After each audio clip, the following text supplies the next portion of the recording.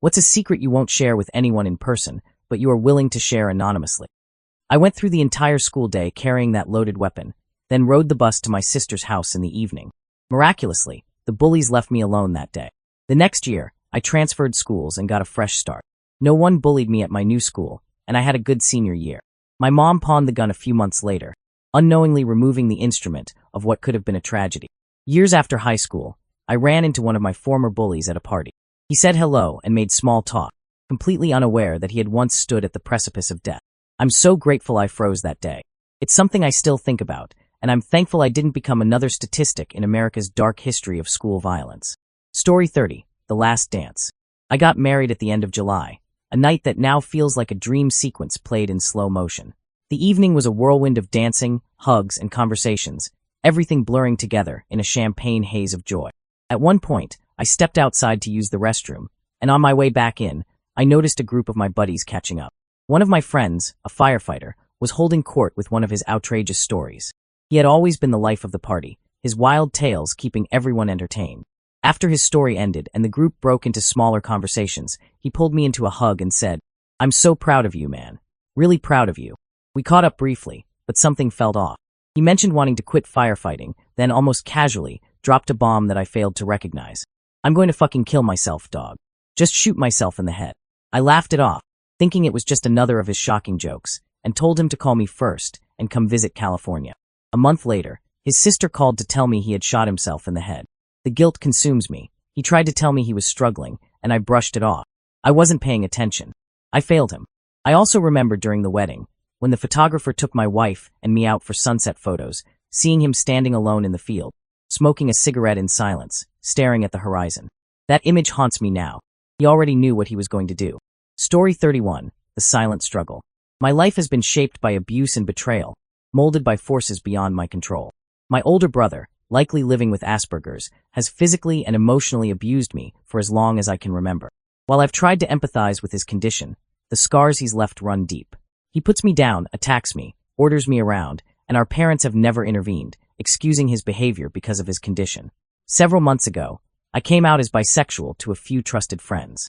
One of them betrayed that trust spectacularly, cutting ties with me, outing me to others, and spreading vicious lies that damaged my reputation. No one stood up for me or listened to my side of the story. Even the school administration ignored the evidence I provided. My counselor tells me to focus on what I can change, but how can I change myself when no one holds him accountable? The betrayal stings, but what hurts more is the silence from everyone else. My parents refuse to discuss it, and my friends continue to support the person who hurt me. Every day, I feel more isolated, my mental health deteriorating like a sandcastle in the rising tide. I try to stay strong, to remain positive and supportive of others, even as I'm falling apart inside, but it's exhausting. Writing this down is one of the few ways I can release the pain that threatens to drown me. Story 32, The Final Act of Mercy. I killed my grandmother, not out of malice or spite, but as an act of euthanasia. When she was well, I loved her deeply. The weapon I used wasn't a knife or poison. It was simply words, though no one would ever believe that. My grandmother had suffered several strokes, and after a rapid series of them, her mind was almost entirely gone. She no longer recognized her husband or children, her once sharp intellect reduced to that of a 5-year-old. Due to a complex chain of power of attorney signatures within the family, a stranger held legal authority over her care. This person, bound by religious beliefs, refused to sign a DNR, forcing her to remain alive in a near-vegetative state at an astronomical cost. During my visits, she appeared unresponsive, unable to focus or comprehend anything around her. Then I remembered something from my childhood. She didn't speak English. In her native language, I spoke to her softly. To my shock, she responded. While her comprehension was minimal, she understood basic words. I called the nursing home days later, insisting on speaking to her. They protested, saying she couldn't talk, but I explained she understood me. Once on the phone, I spoke in her native tongue and told her to stop eating because the food was bad. She resisted initially, but eventually agreed after I spoke more sternly. A month later, she passed away, unable to eat due to unexplained illness. Her passing brought her peace, and though I ended her life through this subtle manipulation, I believe I did what was right.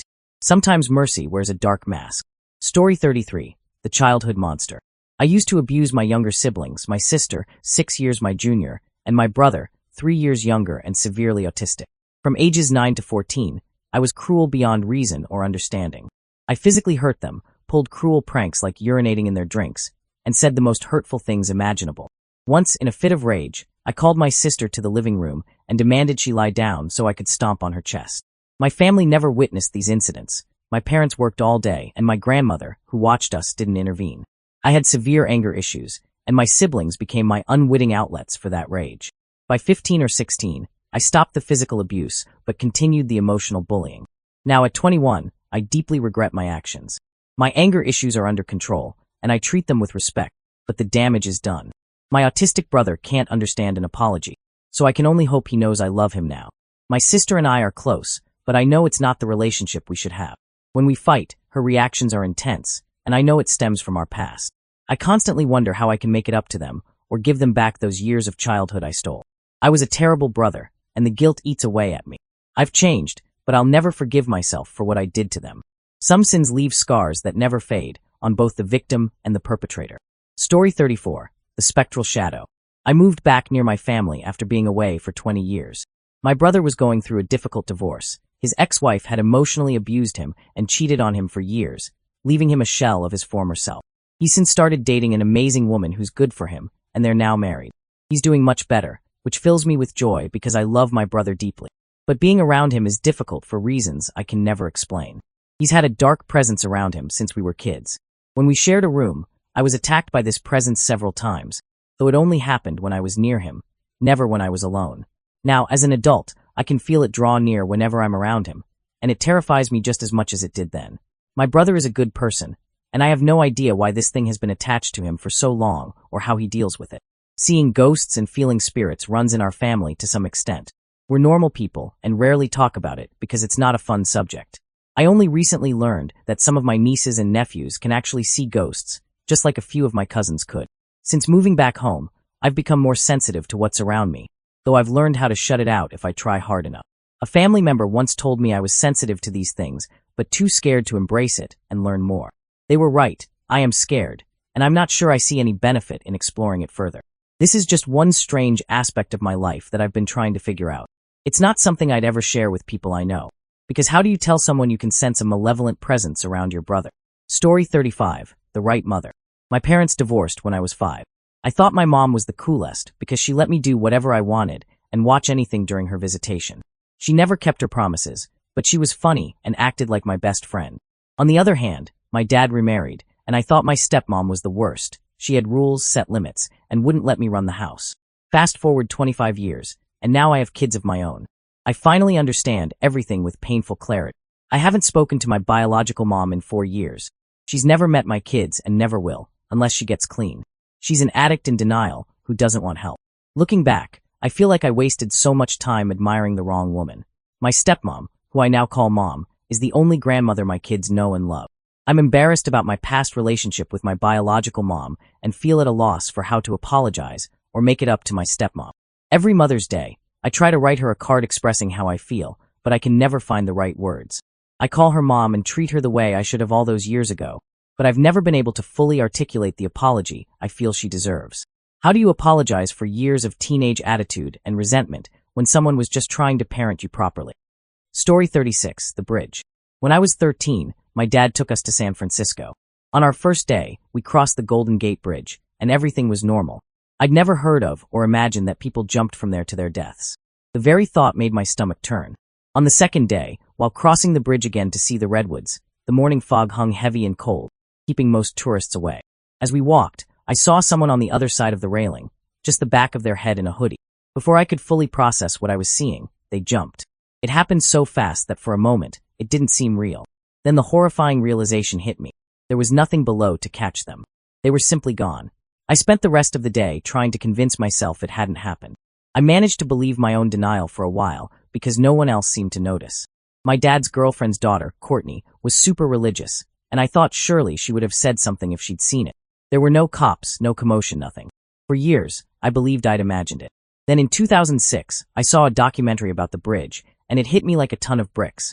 Not only do people jump from the Golden Gate Bridge, but it happens frequently, and many jumps go unnoticed. I'm likely the last person to see that individual alive, and I said nothing. Somewhere, a family is in limbo, wondering what happened to their loved one. To that family, I too am in limbo, carrying the weight of this knowledge alone. Story 37. The Broken Mirror. Throwaway account for obvious reasons. My life is kind of in a bad place right now. For some background, I was a weird kid, and I'm not much better now, though at least it's an improvement. Once, I started crying during class because I thought the hairs growing on my arm were parasites burrowing into my skin, thanks to watching Monsters Inside Me. Not the best show for a 10-year-old. Things like that happened a lot. I had greasy hair and terrible dandruff because I hated showering. My clothes never matched, and I usually wore short shorts, getting laughed at but being too clueless to connect the dots. I always smelled bad because I never wiped properly and avoided using the restroom at school due to bullying. I was socially clueless, constantly making myself look stupid with inappropriate outbursts. I didn't pay attention in class and usually cheated on tests because I was terrified of failing. I didn't even have the gross but super smart thing going for me. My sister was my only friend, and she was infinitely better than me in every way. I used to pray, sometimes literally, that if someone in the family had to die, it would be me and not her. By 5th or 6th grade, I already had suicidal thoughts. Fast forward a few years, we were moving to a new house when we discovered Dad had been cheating on Mom again. It wasn't his first time, but it still shocked everyone. My sister took it the hardest. She became suicidal, and eventually, she took her own life in her closet. She had been self-harming with razors before, but her death hit the family like a truck. I saw my dad cry for the first time in my life as he sat against the wall in her room, surrounded by her drawings, many of which had been requests from people all over the world. And what did I do? I wrote about it. I sat down and wrote a fictional story about someone losing their best friend to suicide. I feel disgusted just typing that. It only hit me recently how selfish, clueless, and horrible I was as a kid. I was so detached from other people's emotions. I even kept making suicide jokes weeks after my sister's death. Worse still, I took out my anger on my mentally handicapped brother. I would scream at him to leave me alone in the room we shared. I had no care for anyone but myself. I didn't even take death seriously. Now I have no one to vent to except my family, and I can't burden them with this. If my mom knew I was suicidal, she might end her own life. She's a nurse and has access to things that could make that happen. My dad is already off his antidepressants because of his other medications for diabetes. If he found out, he could ask for the antidepressants back and overdose. He probably sees me as a disappointment anyway, after I yelled that I wouldn't go to college during an argument. My dad used to see me as his go-to after my sister's death because I had talent in writing and music, but now all his focus is on my baby sister. She's the only reason he's still with Mom, and the only thing keeping him alive. As for me, it's not hard to see how close I am to ending things. I have no friends. I alienated everyone back when I was that weird kid in elementary school. The idea of getting married, or even finding someone who might be attracted to me feels laughable. Every time a girl passed me a note or asked me out, it turned out to be a prank or a dare. The thought of someone genuinely liking me is impossible to believe. Story 38, The Burden of Life. I am in a new relationship, just 4 months old, with a man I'm pretty sure is the love of my life. I have a content life with 2 amazing children, but last month, I started a new birth control that messed with my cycle. I got pregnant. I terminated the pregnancy when I was almost 6 weeks along. I didn't want to, but I knew continuing the pregnancy would have made life harder for everyone I care about, including myself. I don't regret my decision, but I can't stop feeling this heavy pit of sadness in my chest. It's not there every moment, but it's there a lot of the time. I can't tell anyone, only my boyfriend knows. Going to work has become an exercise in endurance. I work with infants and toddlers, and my coworker in the classroom is 7 months pregnant. I feel like I'm starting to unravel. I've begun feeling like everyone would be better off without me.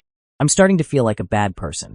I hate having this sadness lingering in the back of my head all the time. I'm afraid it will affect my relationship with my boyfriend, even though he has been the most amazing and supportive person through all of this. He doesn't deserve to deal with my sadness. He deserves better. Sometimes I can't even look at my kids. I know eventually it will get better, but right now, I am not okay. The weight of this secret feels like it's crushing me, one day at a time. Story 39, The Edge of Darkness. I damn near hung myself a little over a month ago. I've struggled with suicidal tendencies or fantasies, or whatever you want to call them, for as long as I can remember. One other person knows this, and only because I was told that I need to talk about these things instead of hiding them. I was told this the first time I went to a psych ward, but the truth is, I don't know how to talk to anyone about it, and in all honesty, I don't really want to. I wish I'd never brought it up to my friend. It's not fair to dump your problems onto someone else. This is the side of me people really don't need to know about. I'm not mad at anyone. I just hate seeing that expression on their face when they care but don't know how to help, or the fact that I know people care and that I'm not a bad person, but I still can't feel okay. There's always something wrong, even if nothing is wrong, just this odd base level of pain and depression. I can't feel that life is good or even worth it. I'm just incredibly unhappy. I don't enjoy being alive, to be honest. More often than not, I wish I could just accidentally die. Just a regular death, no hints of suicide or anything. No one would have to know or try to figure out what was going through my head. As I get older, I honestly don't know what I enjoy, what makes me happy, or what even matters. In the end, I guess nothing does. The darkness is always there, waiting patiently for me to give in. Story 1. The Unspoken Truth. I ended my relationship with my ex-boyfriend after discovering his infidelity. What followed was a nightmare beyond imagination. He and his best friend, fueled by alcohol and rage, broke into my apartment one night. They held me captive for 18 hours, subjecting me to physical and emotional torture that still haunts my dreams. The threats they made against my family kept me silent. My relatives, oblivious to the truth, continued inviting him to family gatherings. I would arrive only to find him there, wearing that same charming smile that once deceived me. My repeated requests to keep him away went unheeded. Eventually, I withdrew from family functions altogether, leaving my loved ones bewildered by my sudden distance from the nieces and nephews I adore. The pain of losing my family connection, coupled with the trauma of that night, creates a wound that never truly heals. Sometimes I wonder if it ever will. Story 2. The Digital Betrayal. On our 10th wedding anniversary, my world shattered. I discovered my wife had been engaging in an online relationship with someone from our World of Warcraft guild. The night before, her forced laughter at his jokes had seemed odd. Later, while checking her Discord account, I found a message that hit me like a physical blow. I'd send you pictures, but I'm being supervised. Unable to process what I'd read, I found a script to download their chat history. The messages broke me. I'm so angry at husband when he's not with me, she had written, followed by, I love you meant for someone else. The final blow came when I read. I thought being intimate with husband a bunch would cure my feelings, but it hasn't. When I confronted her, my voice barely steady, I asked, happy anniversary. Do we have another year? She tried to explain, insisted we did, claimed she didn't know how to end it. 6 weeks later, we appear fine on the surface. But the trust lies shattered, and I find myself fighting the urge to check her accounts whenever she's away. I haven't shared this with anyone because, despite everything, I still love her and can't bear the thought of my family and friends hating her. I took her complaint seriously, starting a daily journal to track everything I did. Picking up trash, cleaning messes, caring for our little one, collecting her used coffee mugs and Splenda packets. I continue this practice, realizing it helps me remember all my contributions. Seeing the pages fill from margin to margin with my daily tasks brings a strange satisfaction, even as it reminds me of what led us here. Story 3. A Brother's Memory. I was 5 years old when my world shattered. My mother and her boyfriend were systematically abusing me and my 2 younger siblings. One day, shortly after my brother's first birthday, my mother told me he was sick and needed to go to the hospital. I said goodbye with childish innocence as she dropped me off at my aunt's house. That evening, 2 police officers arrived instead of my mother and brother. My aunt's immediate breakdown should have warned me something was terribly wrong. The officers took me to a temporary shelter and later to a foster home, before I finally landed at my grandparents' house. There, I reunited with my sister, but my brother's absence loomed large. When I asked about him, my grandparents revealed the devastating truth. He wasn't sick, he was dying. My mother and her boyfriend had been charged with abuse resulting in his death. Now, I carry the burden of survivor's guilt. Every year on his birthday, I make a pilgrimage to his grave, bringing yellow flowers, his favorite color, and small toys he never had the chance to enjoy.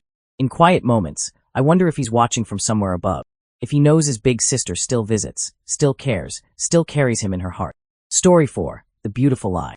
My wife's infidelity with a professional soccer player shattered our 20-year marriage.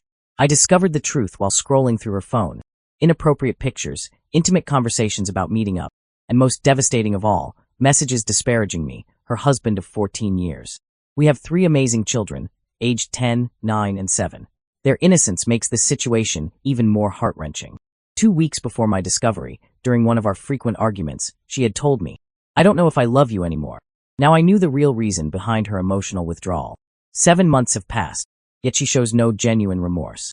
We're in counseling, but she claims to have ended the relationship while admitting she's no longer in love with me romantically. The loneliness is crushing, and only our children's faces keep me anchored to this world. I maintain my silence with friends and family, unable to tell the people who love her that she's broken my heart beyond repair. Story 5. The Shadows of Childhood. A buried memory surfaced when I was in my 20s, something from when I was 3 or 4 years old. A friend would come over to play, always insisting on playing in the doghouse in our backyard. There, she would initiate what she called a game, one she said her father played with her. The rules involved touching each other in ways that no child should ever experience. My mother, blessed with maternal instinct, found it odd that this little girl always wanted to play in the doghouse. She quickly removed it, unknowingly ending what I now recognize as a cycle of abuse.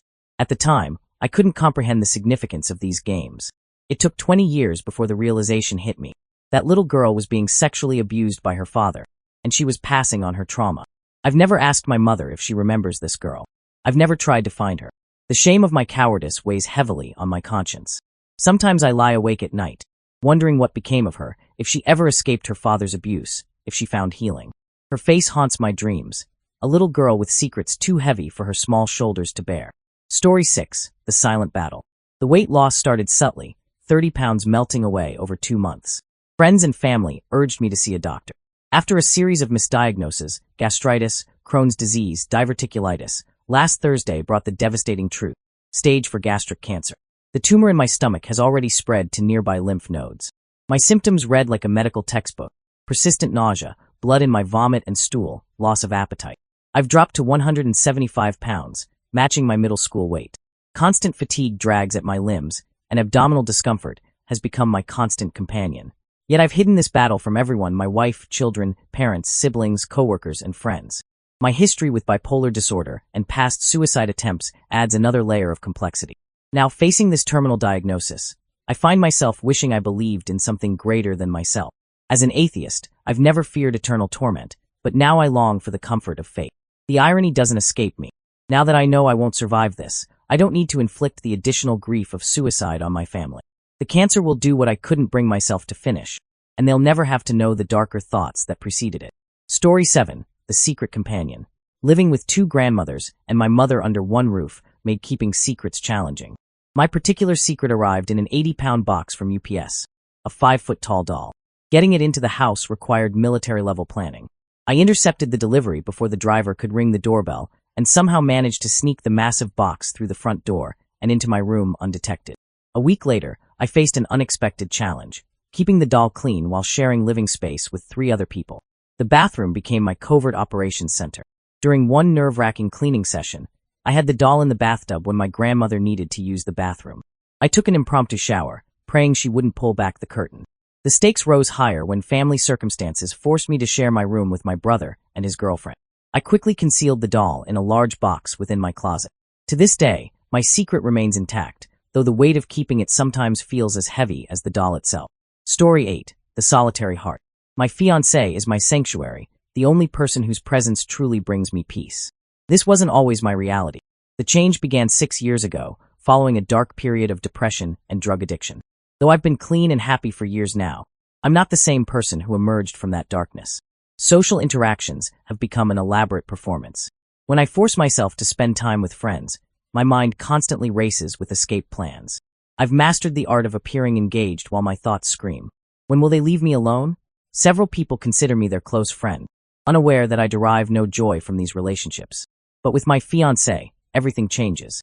She creates a bubble of safety around me, her presence both soothing and genuine. I don't need to pretend or perform with her. I can simply be. This connection terrifies me because I know I couldn't find it again if I lost her. During a brief separation, I attempted dating other women, but I couldn't connect with any of them. Sometimes I wonder if I'm broken, or if I'm just differently wired now, calibrated to resonate with only one frequency in the vast spectrum of human connection. Story 9. The Price of Revenge. In 5th grade, 1980, I was a chubby white nerd tormented by a 6th grade Arab kid and his gang. Their cruelty knew no bounds, from shoving and name-calling to forcing my face into my own vomit and crushing dog feces against my head. Every day after school, they followed me home, their leader threatening, "If you tell anyone, I'll kill you." During this time, my uncle, a trucker, visited with his Pomeranian named Brutus. He shared a story about defending himself at a truck stop with a tire thumper, a heavy wooden stick. I asked for one, claiming it was for protection from a mean neighborhood dog. He gave it to me, and I started carrying it in my backpack. One day, staying late at school, I thought I was safe. But on my way home through the trails, the leader followed me alone. He pulled out a pocket knife, saying, "Time to gut a little piggy." When he charged, I swung the tire thumper blindly. There was a crack, a scream, and he fell.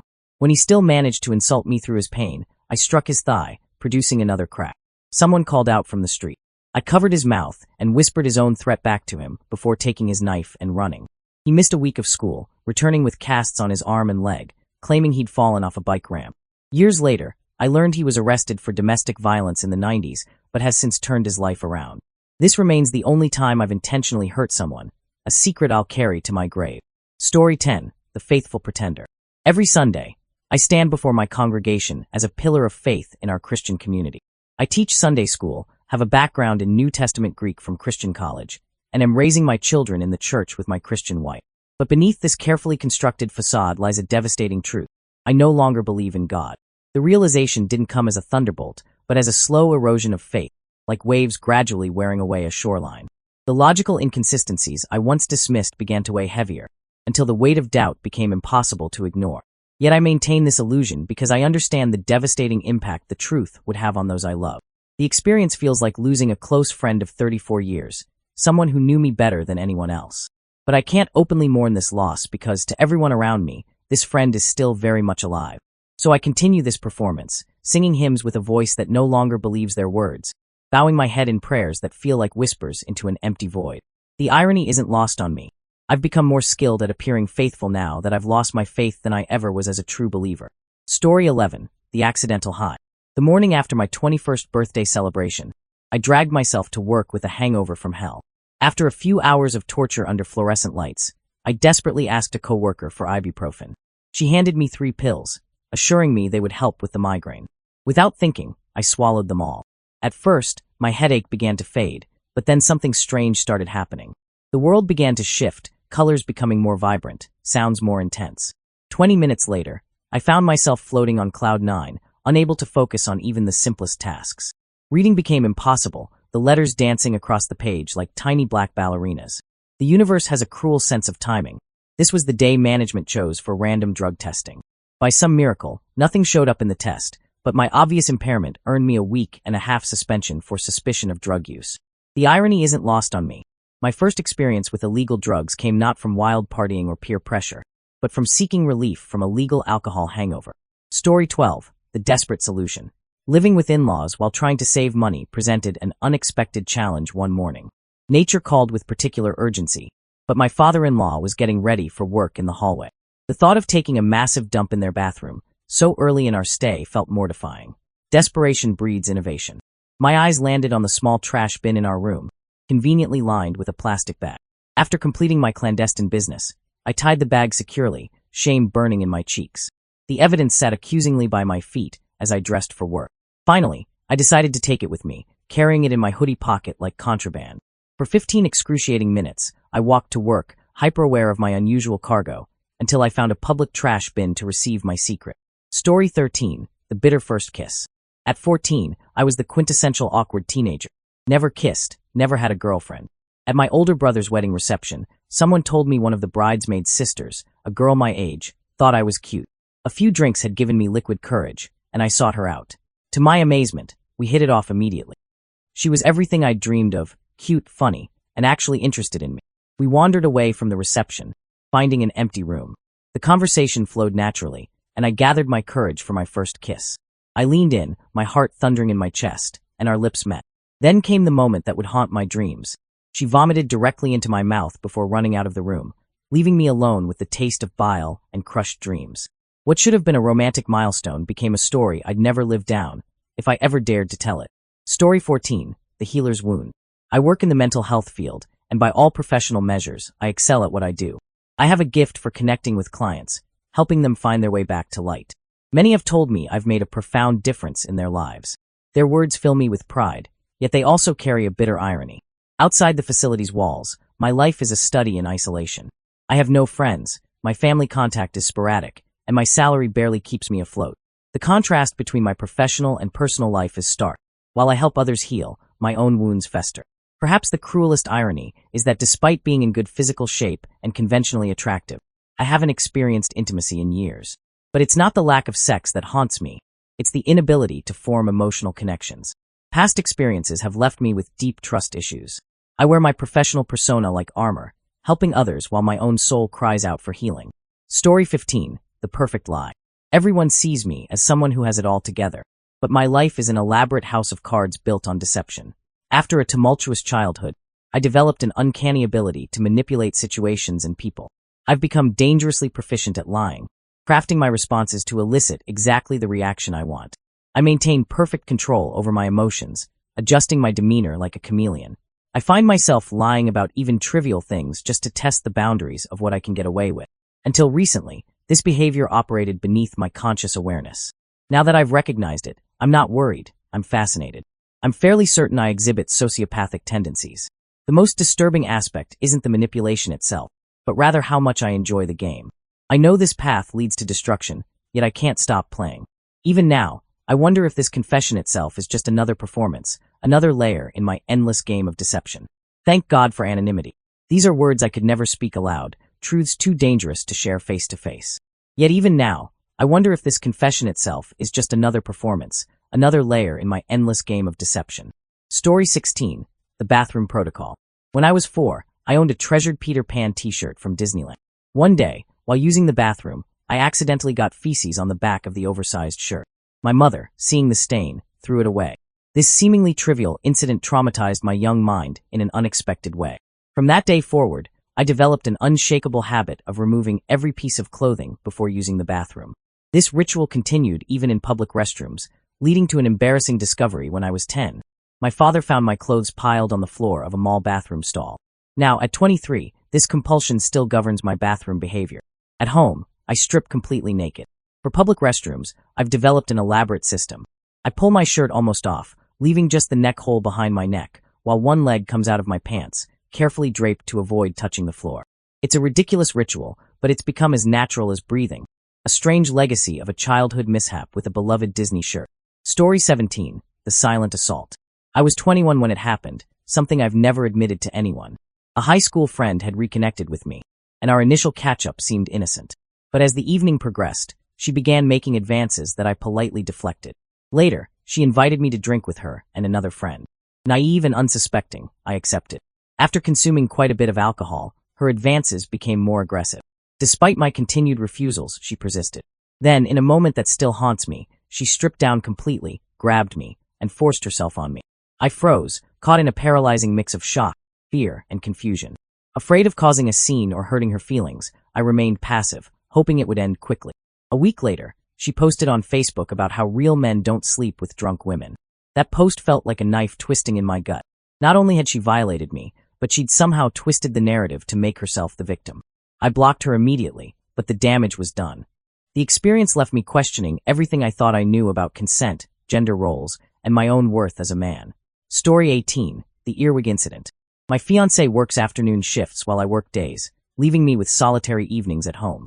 One particular evening, after my usual routine of feeding the dog and settling into my basement sanctuary, I decided to indulge in some private entertainment. The mood was set with mellow Spotify tunes, and I headed straight to Pornhub. After about an hour, I prepared for the finale. Scanning the room for cleanup options, I spotted a black sock nearby. It seemed like a perfect solution, until something felt off. Post-completion, as I removed the sock, my world turned to horror. An earwig crawled down my most sensitive area, heading toward more personal territory. Panic erupted as I threw the sock to the floor, only to watch another earwig emerge. After confirming my safety, I cautiously investigated the discarded sock, turning it inside out. To my absolute horror, more earwigs emerged, their pincers waving like tiny weapons of torture. To this day, I can't look at socks without remembering this traumatic encounter, and my laundry routine now includes a thorough inspection of every item. Story 19. The Night I Can't Forget. I've never told anyone about what happened that night. I had drunk too much at the bar when two men started chatting with me. In my inebriated state, their attention seemed harmless. The next thing I knew, I was stumbling into a cab with them, my judgment clouded by alcohol and naive trust. At their place, they led me to a bed, but I was so drunk I fell off it. They helped me back up and began removing my clothes. I felt numb, disconnected from reality, my thoughts reduced to a single mantra. Let's just get it over with. I remained compliant as one man received oral attention while the other took me from behind. When he attempted something more invasive, I managed to cry out in pain. He apologized and left, leaving me with the first man. Afterward, in a surreal display of politeness, he offered me water. I accepted, drank it, and fell asleep. Hours later, I awoke to find all my belongings intact. At home, the bathroom mirror revealed the physical evidence of the night's events. Surprisingly, I feel relatively normal now. No nightmares plague my sleep, though I plan to seek professional help when my finances allow it. For now, I carry this secret alone, a night that changed me in ways I'm still trying to understand. Story 20. The Broken Home. My childhood unfolded in the shadow of abuse, beginning when I was 5. My dad would beat me regularly until he was caught cheating on my mom while she visited my dying grandfather in the hospital. His departure, however, only marked the beginning of a new nightmare. My disabled mother, left with no income after my father absconded with their savings, snapped under the pressure of raising a child alone and caring for her 90-year-old mother with dementia. She began blaming me for everything, her emotions swinging between crushing depression and explosive rage. Some days, I would hold her while she pounded her fists against my back. Other nights, she would run into the snow wearing only her nightgown. The worst moment came when I found her in the kitchen, wine glass in one hand, knife in the other, attempting suicide before my eyes. At 15, I ran away with nothing but the clothes on my back. A barely known classmate's family offered me shelter, but the police eventually returned me home. Now, I live with constant anxiety and memory problems from suppressing so much trauma. Things between my mother and me have improved, but part of me always understood her actions weren't truly her. They were the manifestation of her own pain and struggles. Story 21. The True Meeting. Everyone knows how my husband and I met. Childhood neighbors who remained friends, attended the same college, got snowed in together one winter night, and finally realized their feelings. It's a sweet story we tell at family gatherings, but only a handful of people know the truth. We did grow up as friends, bonding over our mutual disinterest in parties and becoming gym partners instead. When college came, he surprised everyone by following me to a neighboring state. One day during junior year, after an intense workout, we were in the co-ed sauna when a group of girls from a sports team walked in. The girls started flirting with him while I played wingman. When one made a bold proposition about practicing her oral skills, followed by 2 more unsuccessful attempts, I did something that would change everything. I grabbed him and showed them how it's done, easily succeeding where they had failed. Mortified, I fled. Days later, he called saying, "It happened, let's get over it. I need my lifting partner back." Months later, during that famous snowstorm, I ended up in his bed whispering, "This is something we should have done a long time ago." We toasted that winter storm at our wedding, but only a few trusted friends know about the sauna incident. Story 22. The Price of Love. I spent 6 years with him, watching our relationship crumble. At 25, I worked 2 jobs to support us while he barely maintained a part-time position. I wanted to protect him, believing he was bipolar though undiagnosed. We fell into a destructive routine, smoking weed daily to numb the growing distance. When I tried to end it after 2 years, he threatened suicide, effectively imprisoning me in the relationship. I began an emotional affair with a coworker, Ben, which turned physical and lasted 3 years. During this time, I also started a virtual dom/sub relationship and had a brief encounter with another man, Jason. The guilt was overwhelming, but I couldn't leave. After about a year, I ended things with all the men and tried to focus on my primary relationship. But when Jason re-entered my life, I finally found the courage to break up with my partner. 2 days later, he followed through on his threat and took his own life. The guilt has been crushing, and only Jason's support has kept me going. We've been together for over a year now, and he's quite literally the reason I'm still alive. Story 23. Dual Secrets. I carry 2 burdens that I'm finally ready to share in counseling. The first concerns my mentally disabled mother, whom I care for. I hate her, though admitting that fills me with shame. When her ex-boyfriend abused me at 16, she turned a blind eye, even defending him to the school. Later, she told me she wouldn't stick up for me again. Now I orchestrate her life, taking her places, organizing her affairs. But the resentment festers. She embarrasses me in public, and when she talks about her time with her ex, my most traumatic memories become funny anecdotes in her retelling. Each laugh like a knife in my gut. The second secret is about my husband's meth addiction. Before I knew, his panic attacks and sleepless nights had me sick with worry.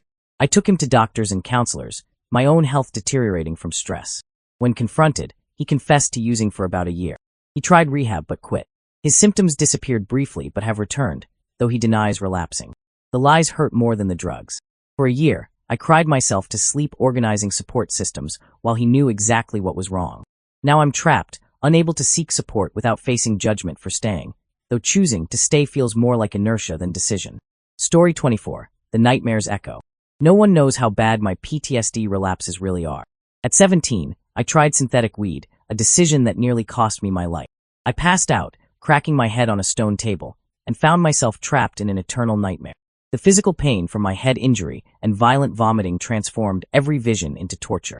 I saw people with their skin peeled away, became part of a massive wheel of writhing worms, and finally became a disembodied consciousness trapped in a void. I forgot who I was, why this was happening, or if it would ever end. When reality returned, for police officers and EMTs were holding me down. As they wheeled me to the ambulance, I spotted my church pastor and managed a casual, "Hey, Tim," before sedation. The doctor explained that the synthetic weed had triggered an allergic reaction, causing cardiac arrest. My heart rate had spiked so high that I should have died twice. At home, I locked myself in the bathroom, staring at the stranger in the mirror, trying to reconcile the reflection with my fractured sense of self. Now, during relapses, I relive it all. People tell me I breathe heavily, clutch at my heart, sometimes crawl on the ground, but I never remember these episodes. The experience left me with a deep-seated fear that reality might shatter again at any moment. Story 25. The Dark Thoughts. My brother is now in rehab, another chapter in his ongoing struggle with addiction. He flunked out of college, burning through an obscene amount of our parents' money in the process.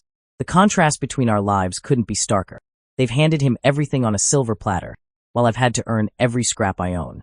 My passion for firearms has always met with their disapproval, so I bought all my own cars and worked multiple jobs to afford my hobby. Meanwhile, they've just given him another car, despite his history of irresponsibility. What truly infuriates me is their willingness to let him drink at their house, even though he's underage, in outpatient drug rehab, and on a cocktail of psychiatric medications following a suicide attempt. When I was his age, living independently with 3 jobs, my own car, and my own apartment, they wouldn't even consider letting me drink. The double standard burns like acid in my throat. But what keeps me up at night, what darkens my thoughts to dangerous territory, is something else entirely. A month ago, my brother nearly died from a drug overdose. I know who his dealers are. In my moments of rage, I find myself planning, in meticulous detail, how I could torture and kill them without getting caught. Recently, one of his high school classmates ended up in a coma because these same dealers lace their pills with fentanyl. These thoughts terrify me, yet I can't shake them. These dealers aren't just criminals, they're predators, destroying lives for profit. The world would be better without them. I know this probably sounds like angsty venting, but there's a cold calculation to my anger that scares even me. The rational part of my mind knows vigilante justice isn't the answer. But when I think about my brother's near-death experience, about that kid in a coma, about all the other lives these dealers have ruined, well, let's just say it feels good to get these thoughts off my chest, even if only anonymously. Story 26. The Desperate Gamble. I'm in my 40s, married with kids, and until January, I was doing well in my career. Then things took a sharp turn at my company, and I found myself suddenly unemployed. I'd always harbored dreams of starting my own business, and this seemed like the universe giving me a not-so-gentle nudge. After discussing it with my wife, who supported my vision, I decided to take the leap.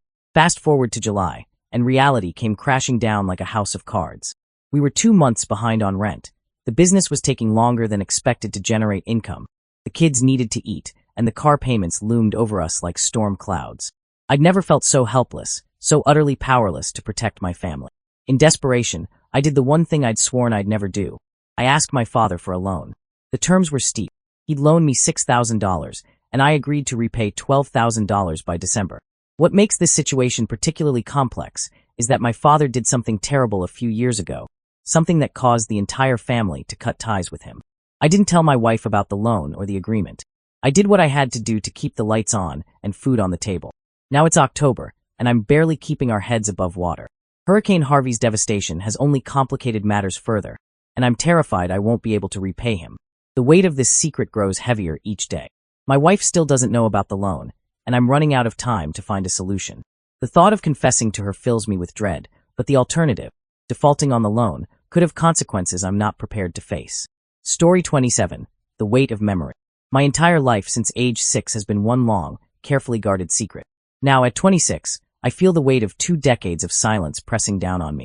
I apologize in advance for the length of this confession, but some stories can't be condensed without losing their truth. The bullying started when I was 5, relentless and cruel. Not a single day passed without torment. The teachers so concerned they kept me inside during recess, afraid I'd get hurt. This continued until I was 12, when I started high school.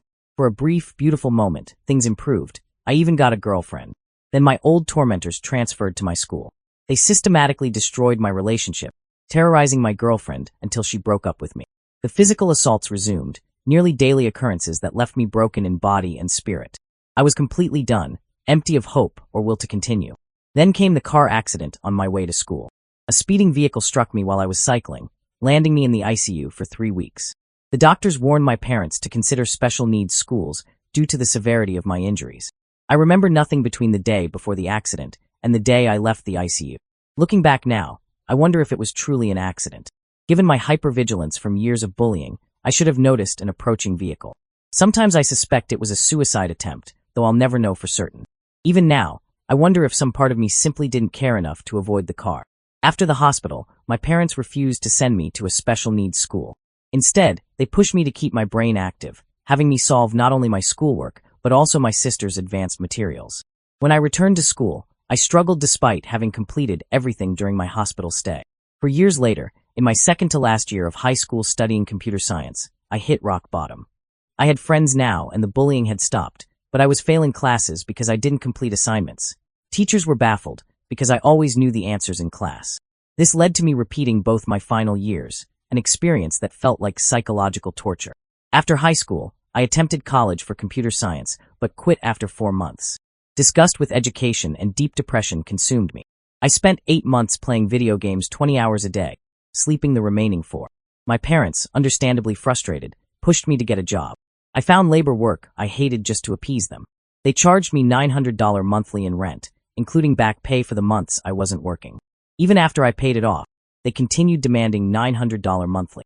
When I refused, they took me to court and won, leaving me over $5,000 in debt and homeless. Throughout all this, a dark thought lingered. If my accident was indeed a suicide attempt, it didn't matter how bad things got. We'd just keep going. And if I was done, I was done. Eventually, I secured an apartment and found a therapist who suggested cognitive testing. The results shocked me. I wasn't the idiot I'd been made to feel like. I was highly gifted, and regular schools hadn't challenged me enough, leading to my lack of engagement. This revelation changed everything. My therapist encouraged me to try school again, but this time to pursue something truly challenging. I chose the most difficult courses in law and thrived by studying multiple subjects simultaneously. The complexity kept me engaged, and I finished a 6-year degree in just 3.5 years. Today, I'm happily employed in the legal field, though the dark thoughts still whisper occasionally, just more quietly now. I haven't spoken to my parents in 3 years, and I genuinely love my life. What's most remarkable is that no one knows this story, not my siblings, parents, or even my best friend. They only know I finished a law degree. I've never shared my doubts about the accident either. Writing this feels like lifting a planet off my shoulders. Story 28, The Dark Justice. During my time as a rape crisis counselor, I learned a harsh truth. Most rapists aren't strangers lurking in dark alleys, but friends and boyfriends of their victims. One case in particular haunted me. A woman who came to our crisis center 7 or 8 times after being brutally assaulted by her boyfriend. Each time she'd press charges, only to drop them the next day when he apologized and took her back. I grew to hate this man with an intensity that frightened me. Months later, fate placed him in my path. We crossed paths in a campus bathroom. What happened next wasn't premeditated, but when I saw him, something inside me snapped. Before I could process my actions, I had slammed his head into the hand dryer. He collapsed instantly, the sound of his body hitting the floor echoing off the tile walls. As he lay there, I raised my hand to strike again, but then he began begging for help. For a moment, my rage subsided. Then he insulted me, and that familiar fury returned. I brought my foot down on his thigh with all my strength, hearing a satisfying crack followed by his scream. A voice from the street called out, "You okay in there?" Panic replaced rage as I covered his mouth, whispering his own favorite threat back to him. "If you tell anyone, I'll kill you." The fear in his eyes told me he believed me. I took his iPod and disposed of it in another building to make it look like a robbery gone wrong. Back in my dorm, I carefully staged evidence of having been drinking all morning, creating an alibi that suggested I hadn't left my room. No one ever questioned me, and I've never told anyone, not even my wife. The guilt lingers, not for hurting him, but for the risk I took. If anyone knew, it could destroy my career and life. Story 29, The Almost Shooter. In 1996, during my junior year of high school, I came dangerously close to becoming a name that would have lived in infamy. Years of relentless bullying had pushed me to the breaking point. My father had died the year before, my mother was emotionally absent, and my sister had married someone close to my age who acted like he had authority over me. The daily bus rides were particularly hellish. On one route, a girl would sit behind me and slap me repeatedly, following me when I changed seats. The driver did nothing. On another bus to my sister's house, a guy who had bullied me every day passed the torch to his little brother when he dropped out, ensuring my torment would continue. One day, after another humiliating incident, I made a decision that still chills me to think about. I packed my dad's .38 pistol and a box of ammunition in my bag. My plan was simple and terrible. I would kill every bully on both buses.